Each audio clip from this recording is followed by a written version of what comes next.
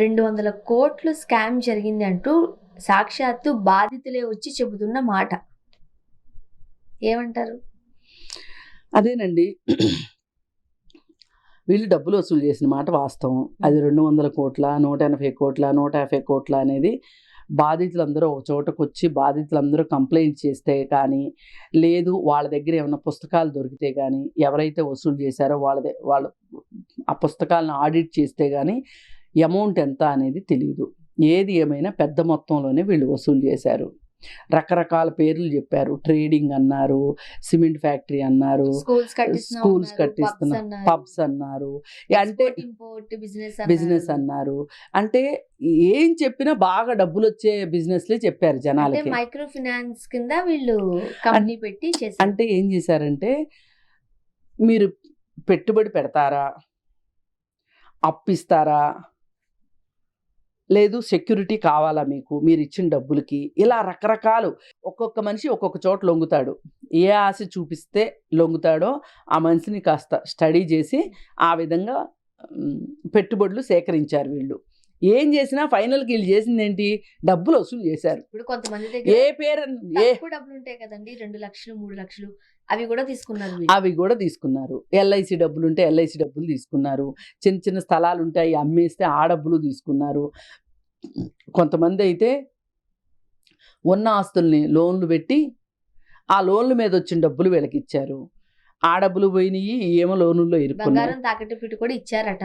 బంగారం అమ్మేసి ఇచ్చిన వాళ్ళు ఉన్నారు, బంగారం తాకట్టు పెట్టి ఇచ్చిన వాళ్ళు ఉన్నారు. కొంతమంది గమ్మత్తు ఏంటంటే, ఆన్లైన్లో డబ్బులు అప్పులు తీసుకుని ఆ అప్పులు కూడా పెట్టారంట.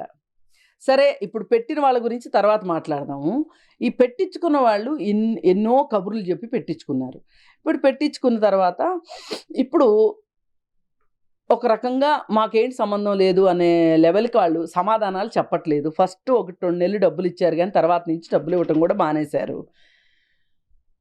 ఇప్పుడు ఈ ప్రాసెస్లోనే కదా కేసు అయింది. ఈ కేసు అయినప్పుడు అసలు మంగ్లీకి ఈ కేసుకి సంబంధం ఏంటి, అసలు నాకు ఈ కేసుకి ఏంటి సంబంధం అని మంగ్లీనే అడుగుతుంది, మనల్నే అడుగుతుంది, అందరినీ, మాట్లాడే వాళ్ళందరినీ అడుగుతుంది.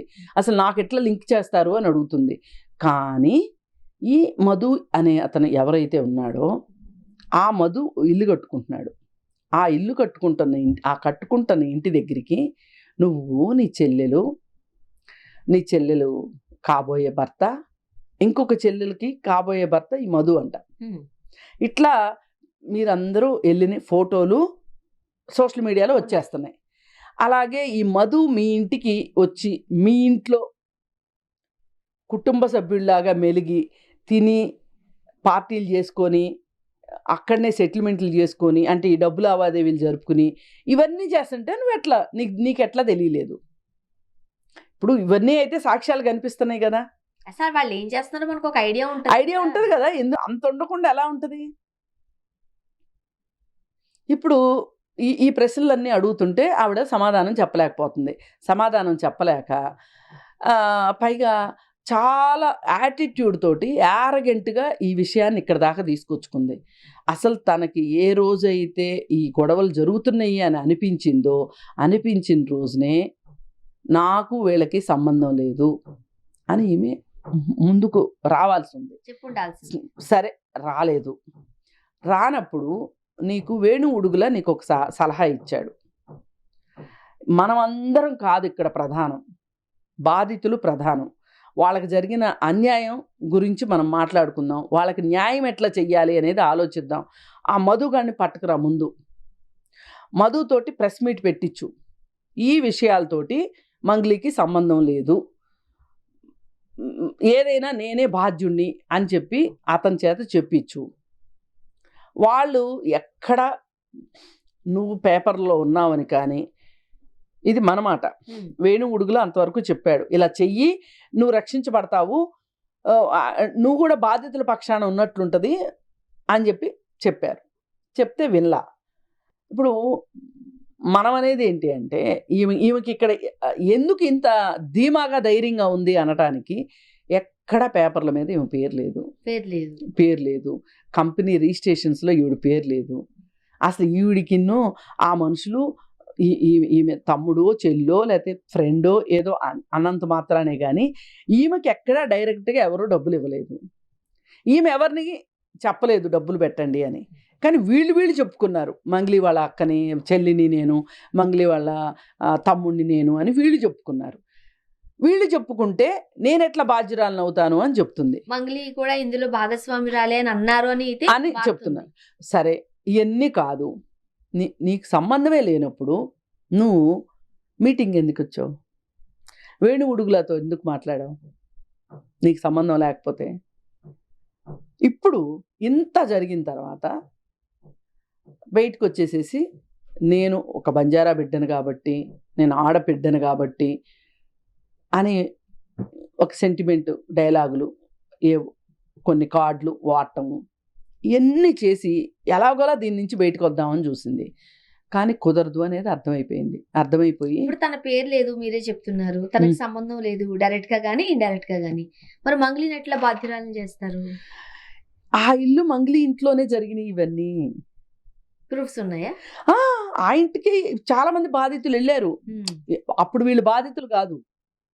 ఆమె ఏదైతే కోకాపేటలో నా అపార్ట్మెంట్ అని చెప్తుందో, ఆ 13th ఫ్లోర్లోనో 14th ఫ్లోర్లోనో ఉంటుందో, ఆ గృహప్రవేశం మంగ్లీదే అని గృహప్రవేశం జరిగిందో అపార్ట్మెంటు, ఆ చెప్పబడే అపార్ట్మెంట్లోనే కింద లాంజ్లో కూర్చుని మాట్లాడుకోవటం కావచ్చు. కొంతమంది ఇంకా దగ్గర చనువున్నోళ్ళు పైదాకా వెళ్ళారు. ఇంకా చాలామంది గృహప్రవేశానికి గెస్ట్లుగా వాళ్ళు పిలిచారు. వీళ్ళంతా వెళ్ళి హాజరయ్యారు. ఆ ఇంట్లోనే డబ్బులు కూడా లెక్క పెట్టింది. మరి అన్నప్పుడు నాకు సంబంధం లేదంటే ఎట్లా కుదురుతుంది? అందుకే ఇప్పుడు ఏం చేసింది అంటే, ఇప్పటి వరకు బాధితులు ఆమెకు అసలు గుర్తు రాలేదు.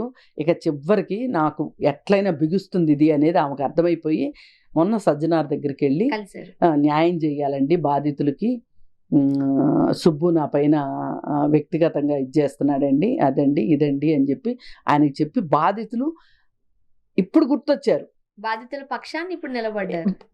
అదేంటంటే కంటి తుడుపుగానే ఇప్పుడు ఇందులో ఎక్కడైనా సరే నా ప్రమేయం ఉంది అని తేలితే నేను నా పైన కేసులు పెట్టండి అని చెప్తుంది ఆమె. అంటే ఇక్కడ ఏదైనా ఒక క్రైమ్ కానీ ఒక అఫెన్స్ కానీ జరిగిన దానికి ప్లేస్ కూడా చాలా ఇంపార్టెంట్. ఏ ప్లేస్లో జరిగింది అంటారు, ఎక్కడ జరిగింది అని అంటారు. అంటే పేరు మాత్రమే ఉండక్కర్లేదు. అయితే ఈమె ధీమా ఏంటి అంటే, ఏదన్నా జరగనివ్వండి, ఈ దేశంలో ఇవాళ మాట్లాడుకుంటారు, రేపు మాట్లాడుకుంటారు, ఎల్లుండి మర్చిపోతారు. లాయర్లు ఉన్నారు, ఫీజు ఇస్తే వాదిస్తారు. అది ధీమా. ఇప్పుడు ఈ మధు అనే అతని దగ్గరనే అసలు ఈ వసూలు చేసిన డబ్బులు ఏమైనాయి అంటే, ఆస్తులు కొనుక్కున్నారు, పొలాలు కొన్నారంట. ఆ మధు అనే అతను ఇల్లు కడుతున్నాడు. ఇప్పుడు చాలామంది అనేది ఏంటి అంటే, మంగ్లీ కూడా చాలా విలాసంగా బతుకుతుంది, చాలా మరి ఆమెకు మాత్రం పాటలు పాడితే మట్టుకు ఎన్ని డబ్బులు వస్తాయి, ఆ అన్ని డబ్బులతోటి కోకాపేట లాంటి చోట ఇల్లు కొనుక్కునే డబ్బులు లక్షలు ఇస్తారు కానీ కోట్లలో అయితే ఎవరు కదా.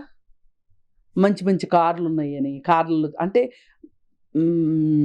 లైఫ్ స్టైల్ని బట్టి కూడా వాళ్ళ దగ్గర ఎన్ని డబ్బులు ఉన్నాయి అనేది అంచనా వేస్తారు. అందుకని ఇవన్నీ చూసి ఆ డబ్బులన్నీ ఇయ్యే అని మాట్లాడుతున్నారు. ఏదైనా నిప్పు లేనిదే పొగరాదు. ఇక్కడ దాకా వచ్చింది అంటే వ్యవహారం ఇక ప్రభుత్వమే సీరియస్గా తీసుకోవాలి. పోలీస్ డిపార్ట్మెంట్ కూడా చాలా సీరియస్గా ప్రొయాక్టివ్గా బిహేవ్ చేయాలి. చేస్తే నిందితులు బాధితులకి ఎంతో కొంత న్యాయం. థ్యాంక్ యూ అండి. Thank you.